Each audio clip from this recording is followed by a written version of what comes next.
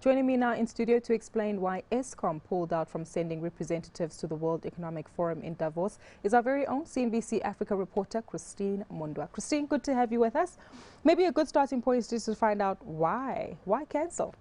Well, of course, you know where this all started out. The DA Shadow Minister for Public Enterprises wrote to the Eskom CEO demanding that the utility pull out of its sponsorship of the World Economic Forum. Now, it's since emerged from the utility's statement reporting back to that, saying that they, in fact, are not sponsoring the World Economic Forum, and that it was only going to be two individuals, being the CEO as well as the group executive, sorry, not the CEO, the chairman and the group executive for sustainability that we're going to be attending.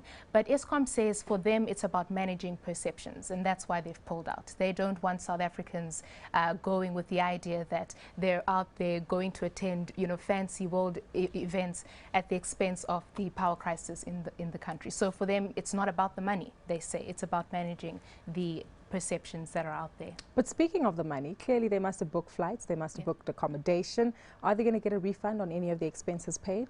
Well, interestingly enough, we did inquire about that. I was on the phone for the better part of the day with the communications team at Eskom. So they will be fully refunded in terms of the accommodation costs.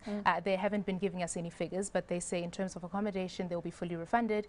And then, of course, when we come down to the flights, they will suffer, obviously, the penalty of cancelling a flight. Now, if we want to go down to the nitty-gritty details, we'll think those, obviously, I mean, business class. I mean, these are executives.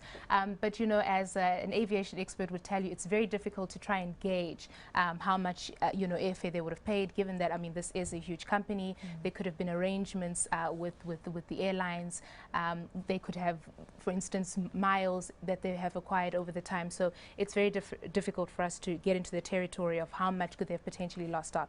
But they do say they will suffer that penalty of cancelling a flight of that nature at such short notice. And I take it no figures given on the accommodation costs that will be refunded? No figures there as well. Unfortunately, we're not privy to that. That's not information available to the media. But I think the biggest concern was also about the relationship with the World Economic Forum. As we would understand, it is a place where global leaders come together, share thoughts.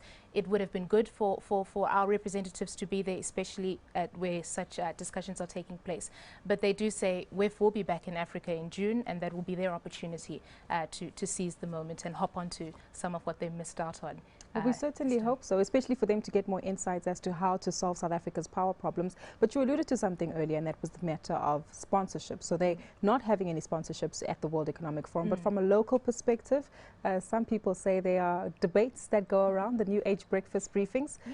Is that something that they might sponsor? Well, that's a question that we asked. I mean, in the last quarter of 2014, last year, we started hearing about some 43 million rand sponsorship that the acting CEO was considering signing, sponsoring the New Age business breakfast.